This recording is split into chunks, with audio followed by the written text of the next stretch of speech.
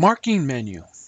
Marking menu is available in Fusion 360, and it replaces the common right-click context menu. So when I right-click in Fusion, I get what's called a marking menu. And so when I spin around, you can pick any one of these items, right? And I can also have a pull-down list. So it gives me tools that we most commonly use. So I could go and say edit the feature, for example. And I can go to this edit feature and it would bring up this, and I can change anything about that feature. And I'll say cancel.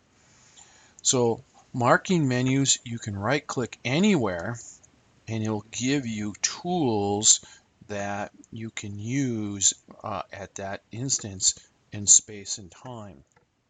And you just kind of go around and it's very quick. You can just spin around and it highlights various ones. You don't have to be right on it when you're spinning it around.